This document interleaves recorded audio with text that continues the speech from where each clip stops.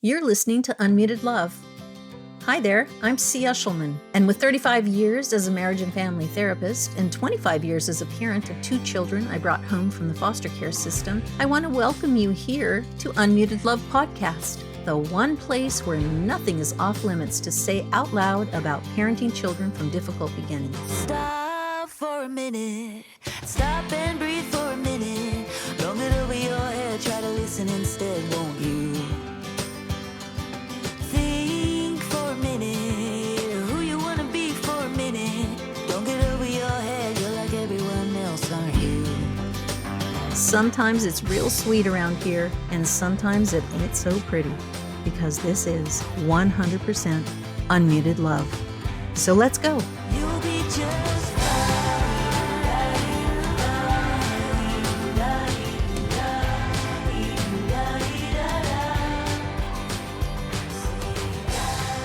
Hello, everyone. Welcome to Unmuted Love. I'm C. Ushelman, and today we are going to talk about girls. Yep, a whole episode on girls on the edge, because girls are on the edge in this day and age. This is really data, so I want you to just know a little bit more about what's happening with girls globally so that you have a chance, if you're raising a young daughter or a teen girl, to maybe change your focus a little bit and figure out that supporting them is a better way to go than criticizing them. It's so easy to criticize teens, and we don't want to be doing that in this day, because what we want to be doing is helping them build strong sense of self, confidence in their abilities and their strengths, and to become women who have a voice and have choice. So the subtitle for today's episode is Helping Girls Thrive in a Time of High Anxiety, Deep Depression, and Social Media, of all things, right? Social media is on everybody's mind all the time because it's in somebody's hand, right? In the form of a phone all the time. So let me ask you some questions and see how you'll answer them.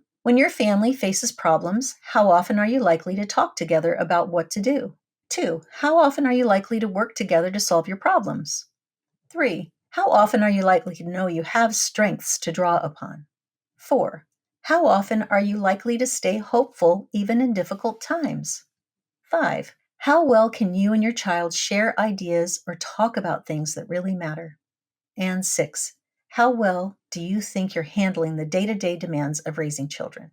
So answering these questions will help you have a sense of your family wellness. And we'll get back to this at the end of this episode. But remember, today's episode is all about the girls. So not to be slighted, boys are on the brink too. But right now, today, we're just going to be focusing on girls on the edge. So did you know that 1 in 14 girls suffer from major depression compared to 1 in 10 boys? That's 2.6 times greater than boys. Did you know that girls are 2 times more likely to suffer from anxiety than boys? By 17, did you know that a third of girls report at least one major depressive episode marked by feelings of worthlessness and guilt? Did you know that 1 in 3 girls, that's 30% of girls, seriously considers attempting suicide? It's up 60% from a decade ago. That's a lot. Did you know that 1 in 5, that's 18% of girls, experience sexual violence in the past year? It's up 20% since 2019. Did you know that 1 in 10, 14% of girls have been forced to have sex? It's up 27% since 2019. And did you know that 52% of LGBTQ youth had experienced poor mental health, and 1 in 5, that's 22%, attempted suicide in 2021? These statistics are mind-blowing, if you ask me. And the fact that they're on the rise to this degree really ought to shake us up. Shake us out of our sort of belief that they'll just be okay when they get past the teen years, and realize that a lot of them don't get past the teen years, and that we want to be more hopeful than that by tuning in today to our teens and taking the criticism off of them and adding way more support. So if you saw the statistics on sexual violence among U.S. high school students by gender, you'd be shocked. So sexual violence, 18% of girls in U.S. high school students experience sexual violence, when only 5% of boys do. So when I say only 5%, that's still a lot of sexual violence that boys are experiencing too.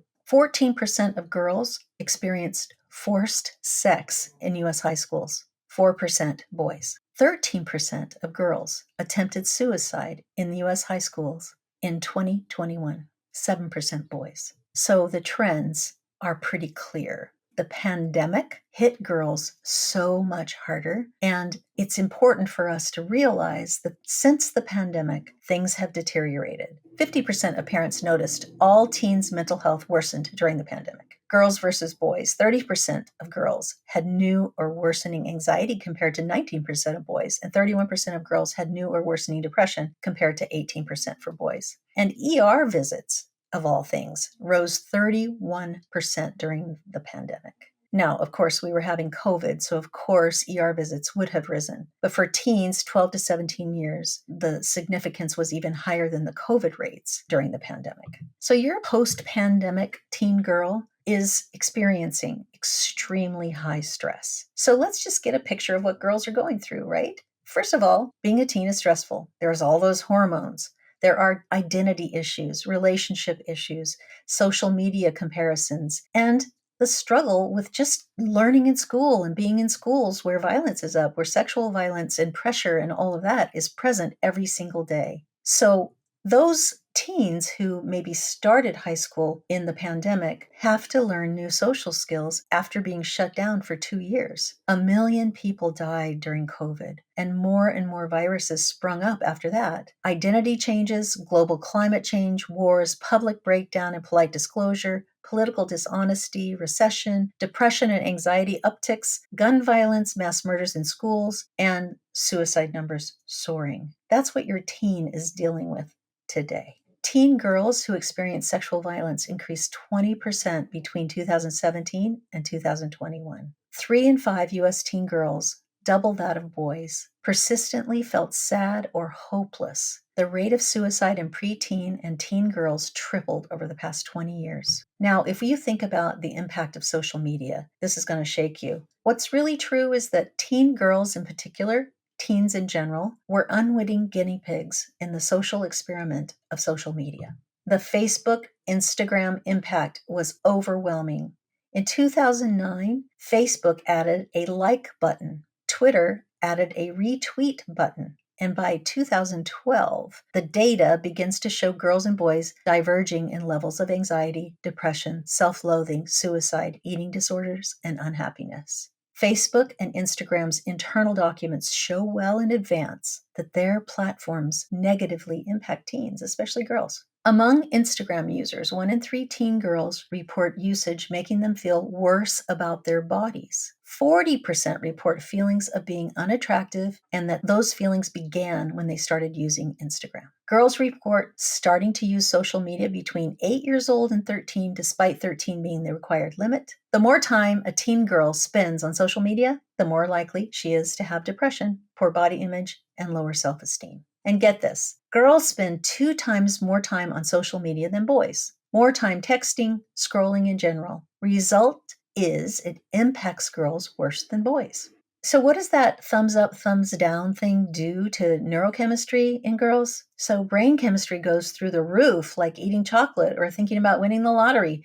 Over time, this impacts a teen's ability to use good judgment or discern healthy from non-healthy choices. It turns off the, quote, be careful, unquote, filter. That's what that neurochemistry does. It doesn't build in, oh, be wary. It builds in, oh, pay attention. Oh, excitement. The thumbs down data is really amazing. Teens crave acceptance and belonging, and it follows that this would feel bad to teens who'd not like to get this thumbs down on any post. Social exclusion in teens, research tells us that social exclusion increases the likelihood of metabolic syndrome, heart issues, and obesity by middle age.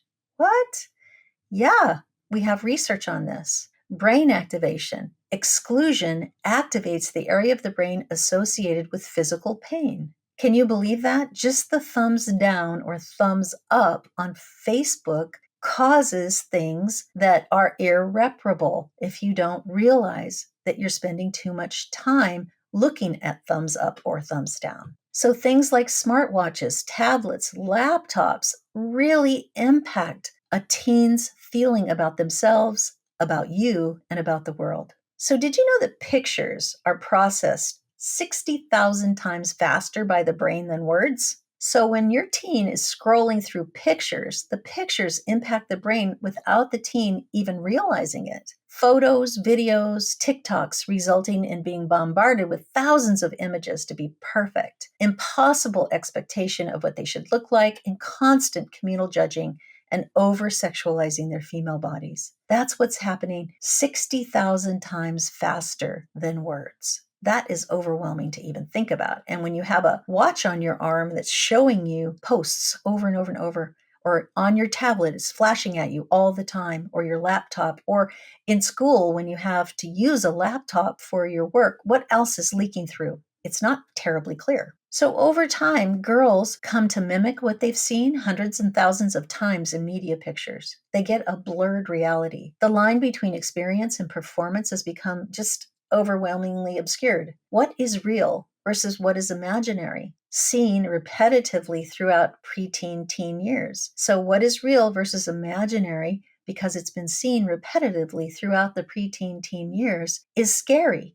Your teen cannot tell the difference, probably, between what is real and what is not real when it's presented in social media. And then the natural tendency to compare yourself to others sets in, and you begin to use social media as your comparison point. So you're comparing yourself in real time to what's in social media, which might not be real. So I think it's important for us to sort of consider social media empty calories of sorts, right? Filling up on social media makes real relationships seem unnecessary. Imagine taking 50% of the nutrition out of your teen's diet year after year. What would happen, right? Social media endlessly cheats its consumers of what it endlessly promises. Heaven forbid being left on red in Snapchat. Oh my. Oliver Sacks, who is a famous neurologist, quoted this.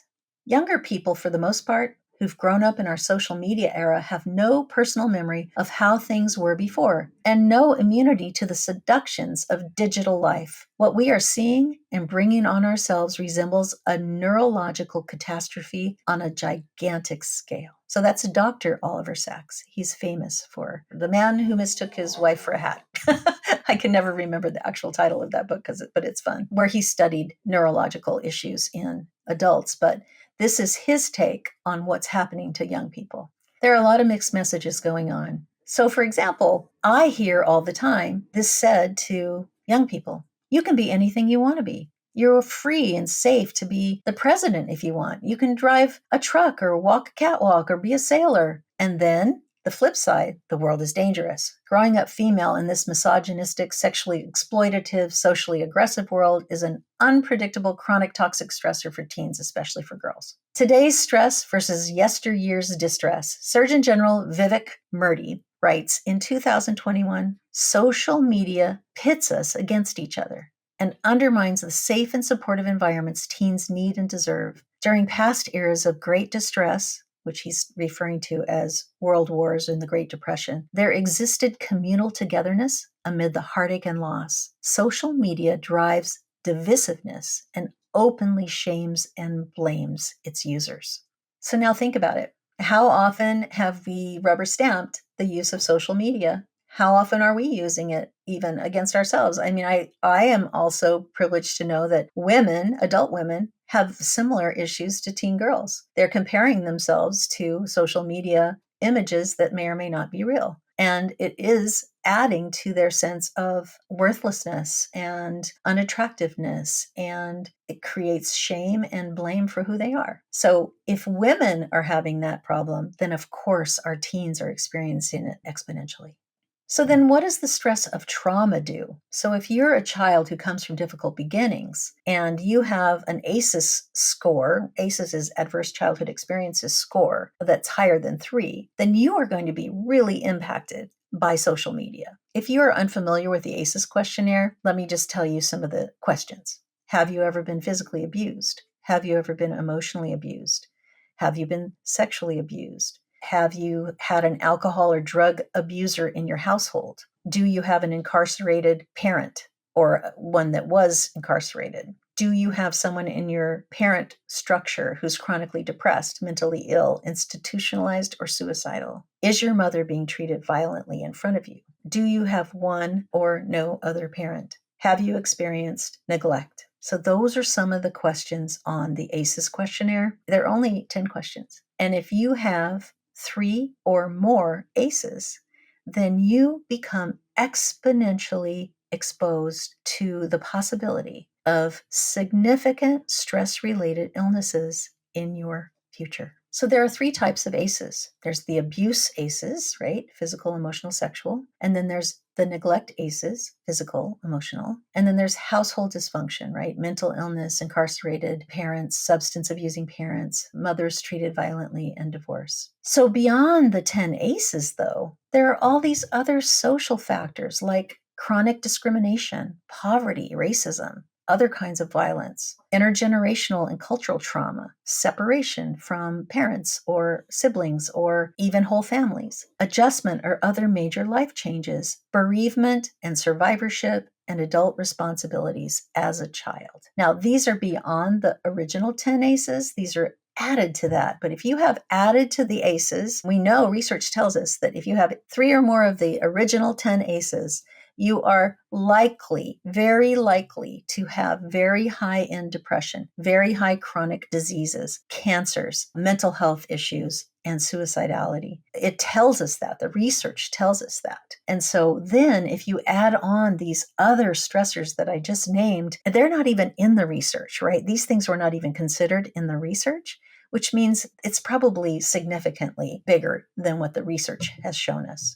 So when we're talking about the ACEs, we're talking about trauma, really. There's a significant difference between how a healthy brain handles trauma and how a traumatized brain handles trauma. So a healthy brain gets completely derailed by trauma. So your thought and your control of your thoughts, your emotion, your basic survival, fight or flight reflex, all of those things are impacted by trauma. So that leads to something that we call toxic stress. The term toxic stress is often misunderstood to mean the cause of stress. Technically, the National Academies of Science, Engineering, and Medicine defines toxic stress as prolonged activation of the stress response systems that can disrupt the development of brain architecture and other organ systems and increase the risk for stress-related disease and cognitive impairment well into the adult years. For children, the result is the disruption of the development of brain architecture and other organ systems and an increase in lifelong risk for physical and mental health disorders. Whoa, so stress from trauma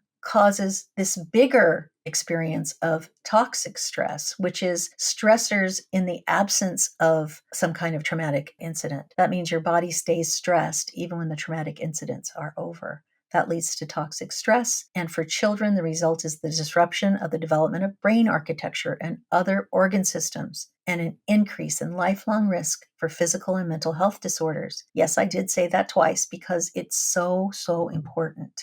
So the lifetime influence of ACEs is that you experience a high level of adverse childhood experiences. It impacts your social, emotional, and cognitive functions. And then you add on it high-risk behaviors that come from social, emotional, and cognitive impairments. And when that happens, then it leads to high levels of disease, injury, and disability.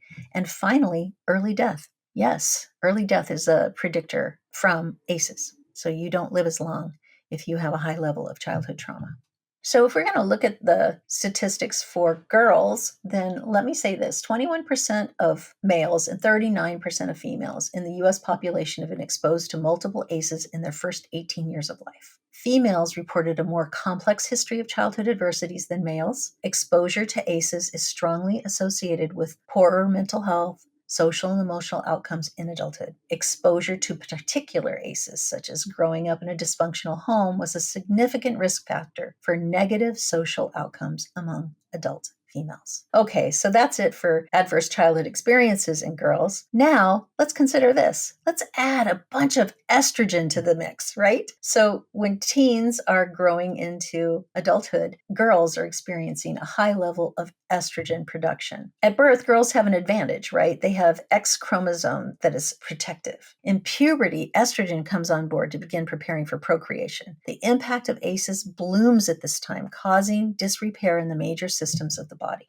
Like all of this is kind of unknown, right? We don't talk about this stuff. We're not talking about how girls are impacted by stress in their teen years and how their hormonal changes actually impact them negatively if we're not paying attention to how to help take the stress off of them. So, nervous system, brain processes become more solid and set in motion for life when estrogen is being doused across their body, right? So, here's what you can do. You can be thinking this way, parents. Positive teen girl and boy experiences can prevent ACEs and toxic stress from occurring in the first place, and can also reduce the impact of ACEs, keeping girls' brains and bodies on track for healthy development. ACEs are what happened to us. They do not define who we are or who our girls are. Their history and our future aren't fully written yet. It's up to us to decide what's in the next chapter. So let's go back to those questions I asked you at the front. Do you remember what they are? When your family faces problems, how often are you likely to talk together about what to do? How often are you likely to work together to solve your problems? How often are you likely to know you have strengths to draw upon? How often are you likely to stay hopeful, even in difficult times? How well can you and your child share ideas or talk about things that really matter? And how well do you think you're handling the day-to-day demands of raising children? The answers to those questions actually lead to family resilience and family connection. The more answers that were in the affirmative for those few questions lead to some positive outcomes in children. So the odds of a teen flourishing increased 12 times higher when parents could answer very well to the single question, how well can you and your child share ideas or talk about things that really matter? So I'm going to say that again. The odds of a teen flourishing increased 12 times higher when parents could answer very well to the single question, how well can you and your child share ideas or talk about things that really matter? For teens whose parents answered somewhat well, the odds of them flourishing increased 4 times over those who answered not very well or not at all. I'm going to say that again. For teens whose parents answered somewhat well, the odds of them flourishing increased 4 times over those who answered not very well or not at all.